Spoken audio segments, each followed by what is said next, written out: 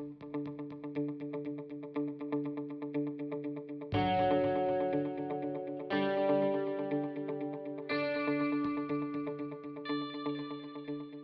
everybody, Richard Tromans here again from Artificial Lawyer TV. Today we're doing a bit of a news analysis focused on Agiloft, a company that some of you may have heard of, and others probably have only heard about recently when you saw the news that they'd received $45 million in funding and also had hired the former boss of Pangea 3. Hi Eric, great to have you on the show. Hey, Richard. So first of all, let's just get something tidied up. So, what Yeah. was your role at EY, and what will be your role now at Agiloft? Yeah. Well, I'll back up by a few months before I got to EY, which is I was leading the Pangea 3 team, which was part of Thomson Reuters. EY acquired the Pangea 3 team, brought it into the EY platform, and combined it with Riverview Law to form EY's legal managed services team. So I was running that team for EY. Gotcha. And what are you doing now with Agiloft? So I'm the CEO of Agiloft. The founder of Agiloft, Colin Earl, brought me in because he had brought this company from more than a decade back. He had founded it, bootstrapped it, grown it profitably, but really decided that the CLM market was too hot. They were sort of at a tipping point where he felt he'd prefer to be the CTO, and he wanted to bring a CEO in to grow the business. So I'm leading that business, and I've just, as you mentioned, thanks, just completed a successful financing round. Awesome. So where are you going with all of this? I mean, there are many aspects to this, so let's take them one step at a time. So first of all, what does Agiloft do, and who are your clients? Yeah, so Agiloft is a contract lifecycle management provider. We've got about 600 clients. Probably about 500 of them are using us for CLM, and then another 100 clients are using us for other use cases, and we can talk about those. The interesting thing about Agiloft is that, when Colin, our founder, built the company, the idea he had was that he had seen too many enterprise software implementations fail, and he decided he would build a no-code platform so that he could alleviate that problem, so he could execute better on enterprise software. And so he wouldn't have to deal with custom code and all the sort of ramifications down the line from custom coding. So he built a no-code platform, really a BPM platform at its founding. And then, years later discovered that the CLM use case was a perfect use case for this platform. So he started building on the CLM, feature set, everything from authoring, negotiation, through the repository, analytics, and obligations management. So, Agiloft became a fully featured CLM tool, and our full focus now is on that CLM platform. And we can talk later about what no code means and what that means for your viewers. Yeah, well, no code is certainly one of the buzzwords of the moment, but let's just keep focusing on the product as it is today. I see you've got a Bob Ross mug, which is excellent. The, so, I mean, when you made the announcement of the funding, there were a couple of mentions of AI doc review analysis. I mean, how is this coming into this? I mean, is this going to be an integral part, or is it already an integral part of the CLM system? Yeah, I think AI is critical for any CLM system, and Agiloft over the past few years has built, what we just call our AI core. Behind the scenes, it's based on using a lot of publicly available services like TensorFlow and SageMaker, so that our AI will keep up with the state of the art whenever the state of the art, progresses. And as you've talked to to folks before, and I think your viewers will know that there's a lot of really good use cases for AI in the CLM world. Certainly contract ingestion and sort of metadata extraction, but also within the tool, things like risk analysis. So ingesting a new contract into the system from a third party, analyzing it, understanding where the terms and clauses in that third party paper differ from your own clause library, and creating some risk assessments around that, so you can quickly jump to the places in that contract that you should pay particular attention to. So that's there are many use cases for AI. That's one of the first ones that we've concentrated on. In the future, there are plenty of use cases for infusing AI and sort of into the background and making suggestions and recommendations within the platform so that the users have a smooth experience, even if they don't even know they're using AI. It's powering some work in the background. Well, no, absolutely, and of course, I mean that's where we want to get to. We want to get to the point where Yeah. the machine learning and the NLP is just completely invisible. It's totally Yeah. integrated, as it is in some areas already. Where, for example, if you look at the big research and publishing companies like LexisNexis and Thomson Reuters, Right. they don't Yeah. talk so much about the technology. They're just focused on the output, and they don't really talk about the fact that they've got a ton of machine learning experts doing stuff. They just you Yeah. just use the system. But of course, Yeah. with contract analysis, it's more difficult to hide that because you do have to engage the users because there is a training aspect in many Yeah. examples.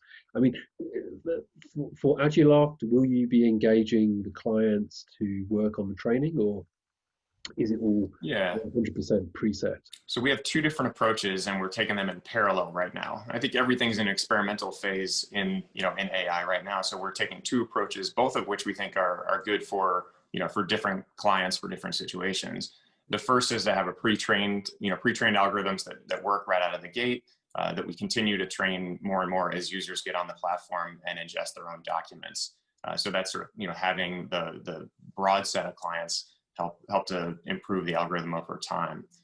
When you think about the other approach that we're taking is really more of a custom approach. So for our largest clients, for folks like Honeywell or CDW, we're doing custom projects where we're being training specifically on their data set, using our teams and others to do the quality control on that training. In fact, I'm working with some of my old colleagues at EY on some of those projects. So we have some really good partnerships in the space to do those custom projects with our biggest clients. Okay, got you. And will you also be working with third-party vendors, like the famous Kira, Luminance, etc., Thought River, Seal, you name it, there's a lot of them. Will you be working with those, It, or will you just be keeping it in-house? it's a good question. To be honest, I'm only a few weeks in the job and haven't decided that yet. Currently, we don't, but I will tell you that I've got time with Steve and Joanna from Kira coming up shortly, and I just talked to Chris Combs at LinkSquares. I'm having plenty of great conversations around the sort of contracts world now that I'm in this role. So we'll be making a decision on that. Okay, cool. So where is this heading? Once you add CLM to contract review, to extracting key data points, to better understand obligations, and you start to Yeah, build that framework, which companies like LinkSquares and yeah, Knowable and Contract AI and several others are doing, you really start to build something quite powerful. And what is the strategic goal here? yeah.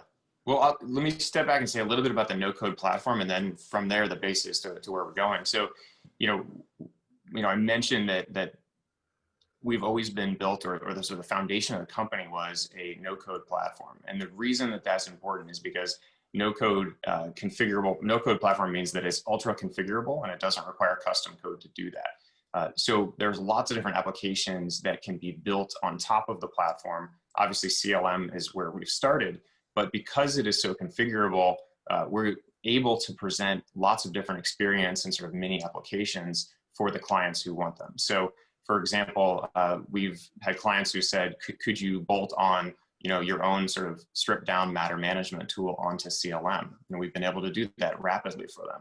We've had clients who said, oh, now that I've got my contracts data in there, I'd love to have you sort of build out an RFX tool or a vendor management tool. And we've been able to do that rapidly. So this no-code platform enables us to rapidly develop around CLM.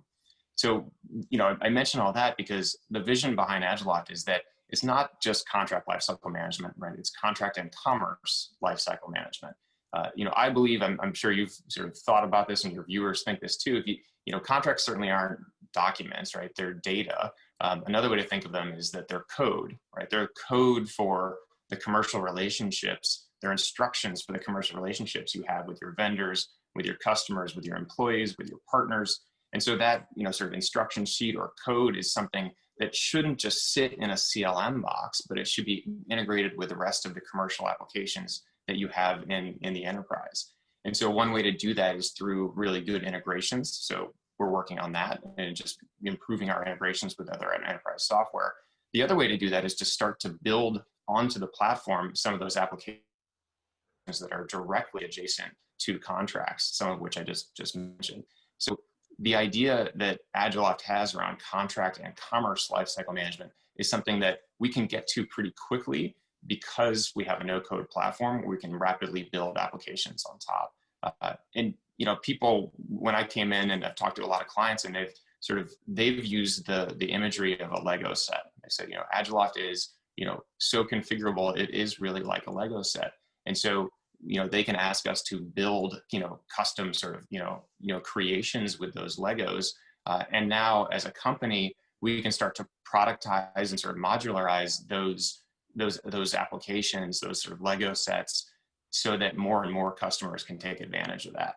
And I think that's what makes Agiloft different, is our ability to rapidly get into those spaces and to fulfill that CLM vision a lot more rapidly than other CLM companies can. Gotcha. No, it makes a lot of sense. And so where are you going to grow to? Because I mean, there were some references to global expansion, international Mm-hmm. expansion. I mean, you've got 600 clients, many of them large corporates. I Yeah. imagine you could probably spend the rest of your life, your working life, just servicing those 600. But I presume you want to go beyond that. Are you going to try and work directly with law firms, if not already? Will you be coming sort of more focused on Europe, etc.? I mean, where are you going?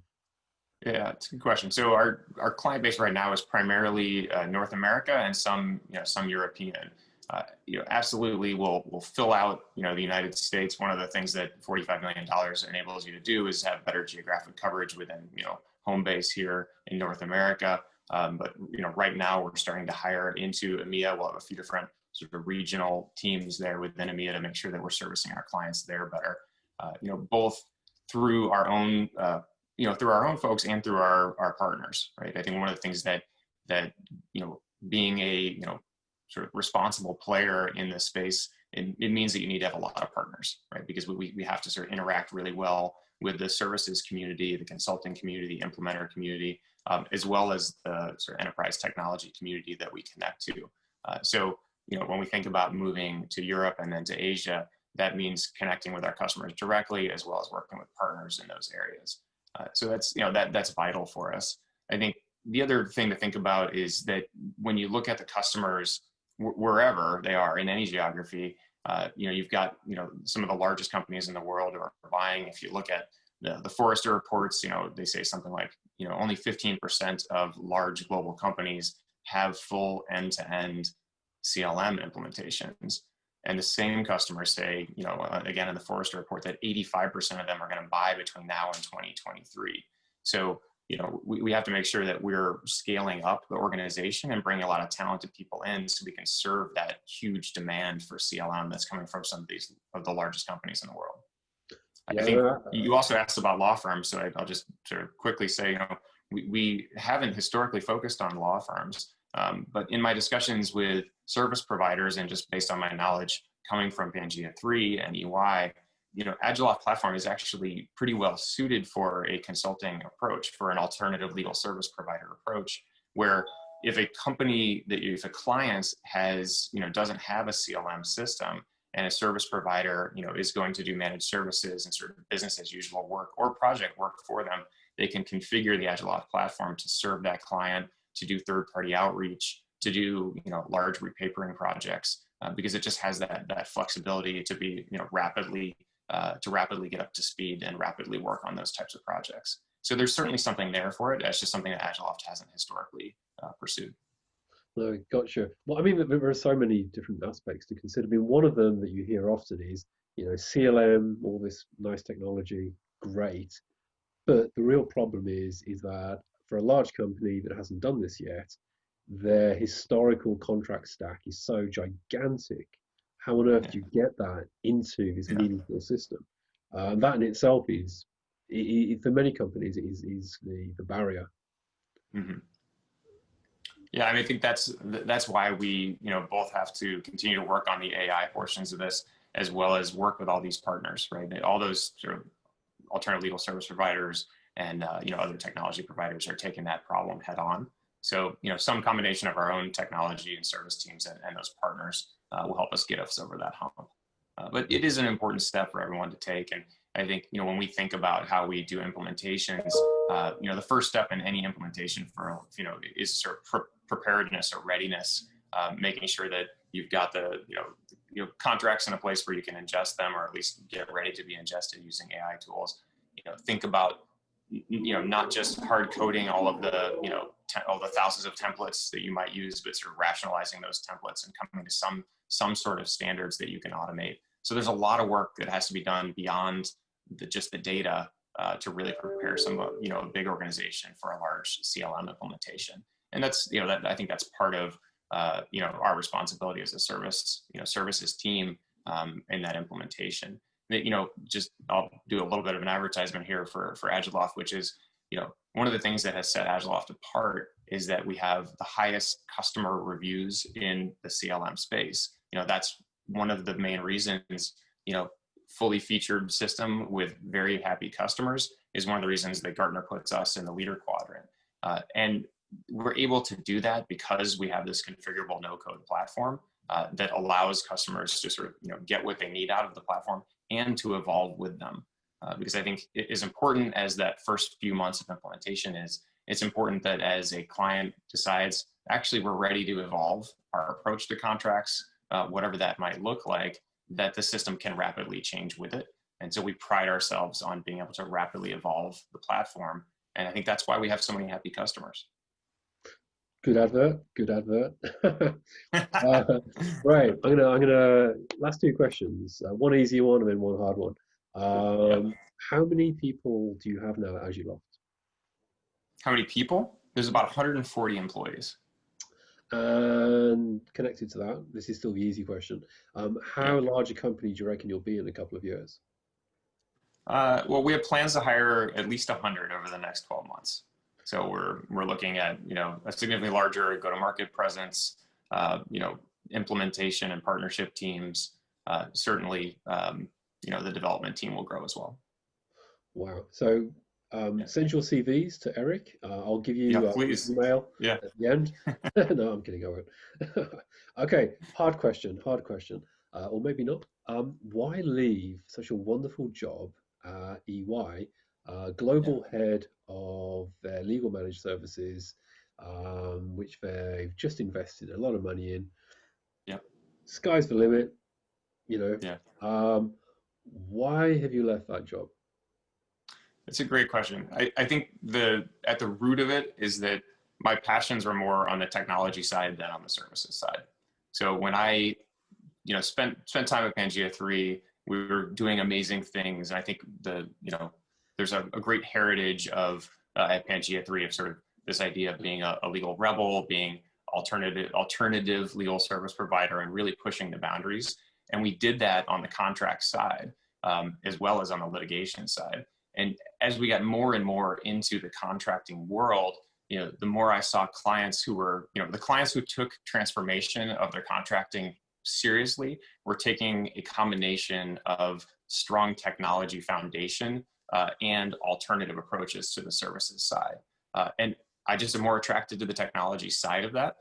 So I'm in a happy place where I can be on the tech side, but still work with my colleagues on the services side from all around that ecosystem. Fair enough, fair enough. Good answer. Thank you very much, Eric. It's been a real pleasure. Thank you for Yeah, explaining what this is all about. Good luck with absolutely. everything, and hope to hear from you very soon. Thank you. Yeah, I appreciate it, Richard. Thanks for having me on.